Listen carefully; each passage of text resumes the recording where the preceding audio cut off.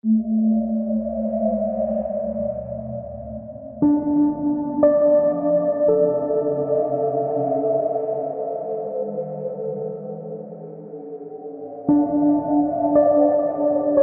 datang kembali di video Nerd in the Woods bareng gua Budi Ismail. Kali ini gue bakal ngebahas makhluk kriptid dari Jepang yang bernama kappa, atau juga sering disebut kawataro atau kawako, yang artinya adalah anak kecil dari sungai.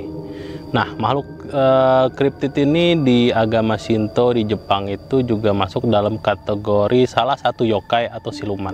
Kappa memiliki tubuh seperti ukuran anak-anak berumur 10 dan 12 tahun. Memiliki kulit berwarna hijau yang bersisik seperti reptil. Kadang diceritakan memiliki paruh burung sebagai pengganti bibirnya, dan cangkang yang mirip seperti cangkang kura-kura di punggungnya. Salah satu ciri khas kappa ialah terletak pada bagian kepalanya yang berbentuk seperti mangkuk yang menampung air sebagai sumber kekuatannya. Habitat kappa sering disebut berada di rawa dan sungai-sungai yang ada di Jepang. Kappa seringkali terlihat oleh penduduk sekitar sedang berada di tepian sungai, dan disebutkan kappa cenderung sebagai makhluk yang usil. Namun tidak jarang apabila kappa mengetahui dirinya sedang dilihat oleh seseorang, makhluk ini cenderung menghindar masuk ke dalam air. Penampakan kappa sendiri sudah tercatat dimulai sejak zaman Edo di tahun 1603 sampai dengan 1868. Dalam kamus Jepang Portugis yang disusun oleh misionaris Jesuit dari Portugal pada tahun 1603, kappa disebutkan sebagai hewan yang perpaduan antara kera dan kura-kura yang hidup di sungai. Penampakan kappa dilaporkan terjadi di seluruh Jepang dan dari berbagai zaman. Daerah yang paling populer dengan penampakan kappanya ialah daerah Tono yang terletak di prefektur Iwate, utara Jepang. Bahkan di sana terdapat kuil bernama Jokenji Temple yang khusus dibuat untuk menghormati kappa. Dan di belakang kuil tersebut terdapat aliran sungai kecil yang dipercaya menjadi tempat tinggal dari kappa tersebut. Di sana juga terdapat pemancing kappa yang bertugas sebagai pemandu wisata di daerah itu, yang akan menceritakan tentang asal-usul kappa kepada para turis yang datang. Salah satu pemancing kappa bernama Haruo mengatakan bahwa dirinya tidak pernah melihat kappa secara langsung. Namun sang kakek yang juga pemancing kappa menceritakan pernah secara langsung melihat kappa. Jadi si Haruo ini sebagai profesi pemancing kappa itu dia tidak pernah secara langsung melihat kappa, namun kakeknya itu pernah melihat kappa sebanyak 2 kali. Yang pertama saat berada di sungai dekat kuil tersebut. Si kappa ini seperti yang dideskripsikan tadi, mereka memiliki cekungan di kepalanya yang menampung air gitu.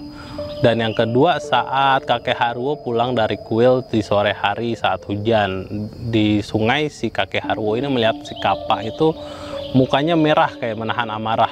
Kappa sangat terkenal di Tono berkat dongeng lokal berjudul Tono Monogatari, The Legend of Tomo, yang dibuat pada abad ke-20 yang memuat cerita-cerita lokal Tono, salah satunya tentang kappa. Penampakan kappa terakhir yang bisa diklaim oleh penduduk lokal terjadi pada bulan Juli tahun 1974. Kappa juga sering disebut sebagai setan air di Jepang karena kebiasaan kappa yang suka menenggelamkan manusia dan menghisap isi perut manusia melalui melalui lubang anusnya gitu. Jadi dihisap dari bawah isi perutnya itu. Namun ternyata kappa lebih memilih ketimun dibandingkan dengan isi perut manusia. Diceritakan kalau kappa sangat terobsesi dengan ketimun, sehingga orang-orang di Jepang pada zaman dahulu sering melemparkan ketimun dengan nama mereka sendiri atau nama anak-anak mereka ke sungai atau danau yang diduga sebagai sarang kappa, dengan tujuan agar kappa tidak mengganggu mereka saat berada di sungai atau danau tersebut. Kappa juga memiliki kelemahan, yaitu apabila air yang tertampung di cekungan kepalanya tumpah, maka dipastikan kappa akan kehilangan seluruh tenaganya, bahkan pingsan. Selain itu, kappa juga diceritakan memiliki kemampuan dalam pengobatan, khususnya patah tulang. Sehingga tidak jarang pada zaman dahulu orang-orang memiliki masalah tulang berkunjung ke sungai sembari membawa ketimun dengan harapan kappa mau mengobati mereka setelah diberikan ketimun tersebut. Oke, kita masuk ke dalam penjelasan kappa. Kappa mungkin adalah sebagian dari kasus banyaknya kasus salah lihat oleh orang-orang di Jepang, karena makhluk-makhluk kriptid ini sebenarnya tricky. Jadi kebanyakan itu kasus salah lihat dari angle-angle tertentu sehingga memunculkan bentuk-bentuk yang aneh gitu. Baik itu dari angle tertentu atau dari pencahayaan, mungkin mereka ngelihatnya saat cahaya lagi redup di sore hari atau mau menjelang malam. Jadi Mereka salah mendeskripsikan hewan-hewan yang sudah ada, padahal udah ada gitu. Jadi mereka bilangnya bentuknya kayak humanoid lah atau apa. Ada satu hewan yang paling mendekati deskripsi dari kappa ini. Hewan tersebut adalah salamander raksasa Jepang yang memiliki ukuran sampai dengan 3 meter lebih, yang menjadi hewan paling sering diduga sebagai kappa. Karena memang hewan ini hidup di sungai-sungai dan danau berair jernih yang juga merupakan tempat yang sering didatangi oleh orang-orang. Siluet dari hewan ini dari dalam air sering terlihat seperti makhluk humanoid. Namun sejumlah kemungkinan lain masih bisa dikaitkan dengan penampakan kappa. Mungkin saja ada spesies amfibi dari zaman es yang masih hidup seperti Temnospondyle yang hidup di Jepang, atau mungkin spesies kura-kura pemakan ketimun yang belum teridentifikasi sampai dengan saat ini. Jadi beberapa kemungkinan itulah yang bisa kita simpulkan kalau kappa, penampakan-penampakan yang sering dilihat oleh orang sebagai kappa itu. Atau mungkin juga bisa kita simpulkan kalau kappa ini ternyata memang yokai atau siluman. Jadi makhluk-makhluk entitas yang metafisika, yang bukan makhluk-makhluk fisik yang ada di dunia kita gitu. Jadi makhluk-makhluk yang kebetulan memang ya siluman lah, yang lagi menampakkan wujudnya di sekitaran sungai atau danau gitu.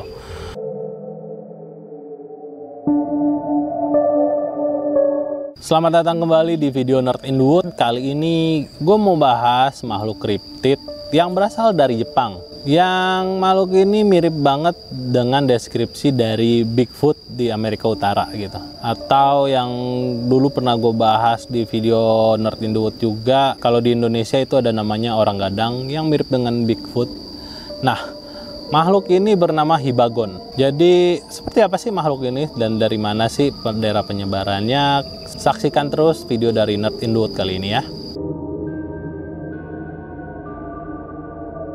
Di Jepang ada cerita mengenai penampakan makhluk menyerupai Bigfoot, di mana warga setempat mengenal makhluk ini dengan nama Hibagon.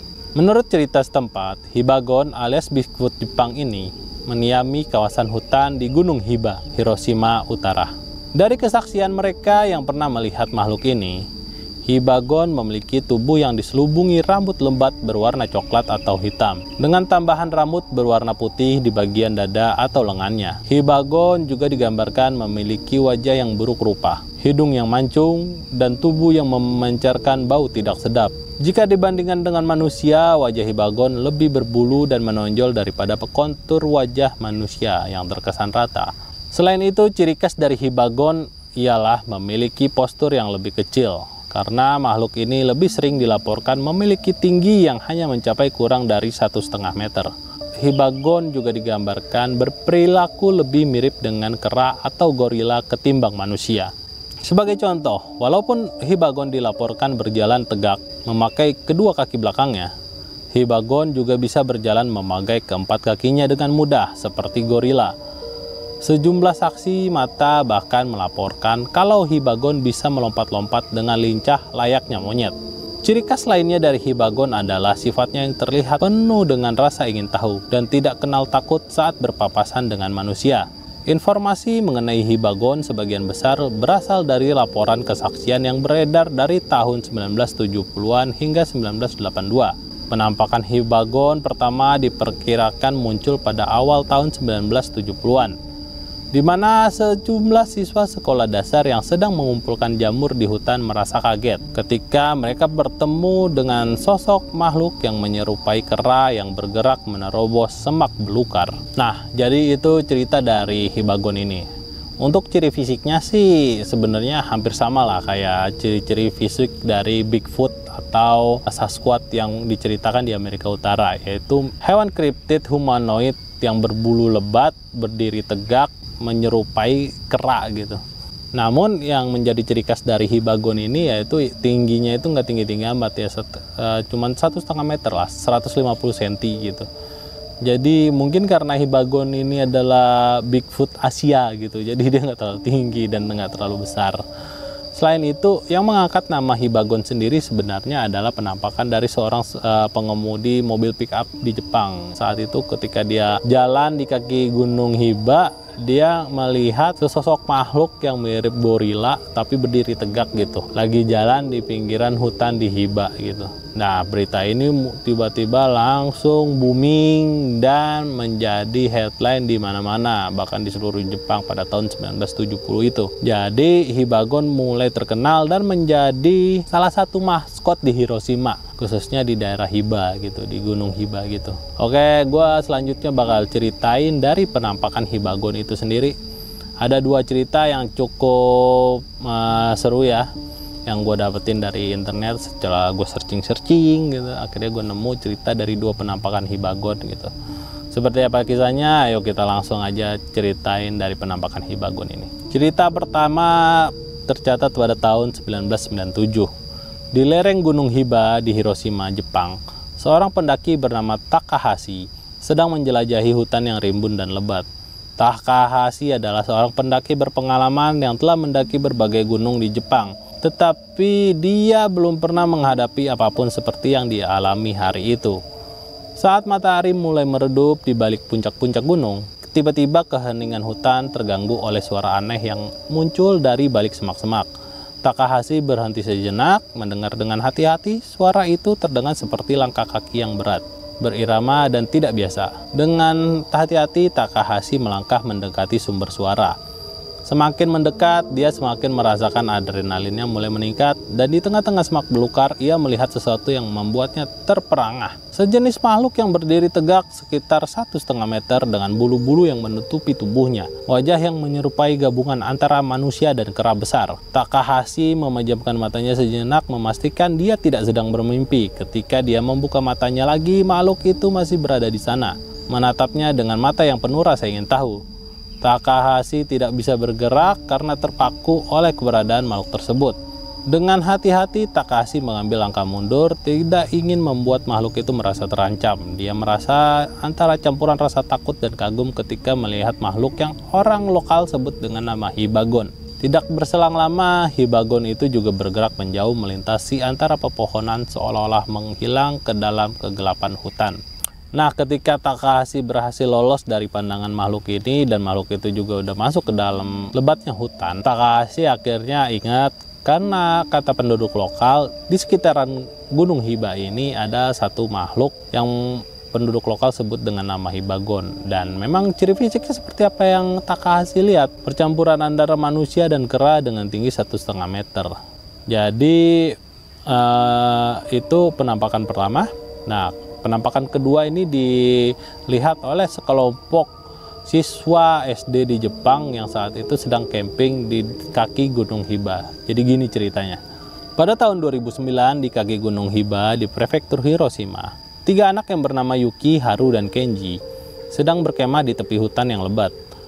Mereka adalah teman sekelas yang sangat dekat dan sangat antusias untuk menjelajahi alam liar di sekitar mereka. Saat api unggun yang mereka nyalakan mulai redup, mereka mendengar suara aneh di antara pepohonan. Hati-hati mereka bergerak mendekati suara tersebut, hanya untuk menemukan jejak kaki besar di rimbunnya pepohonan. Setelah menelusuri jejak kaki tersebut, ketiga anak ini tidak sengaja melihat siluet dari sesosok makhluk yang memiliki tinggi sekitar 1,5 meter berdiri di depan mereka. Karena saat itu malam sudah cukup larut, Yuki, Haru, dan Kenji memandang siluet dari makhluk tersebut dengan rasa takut.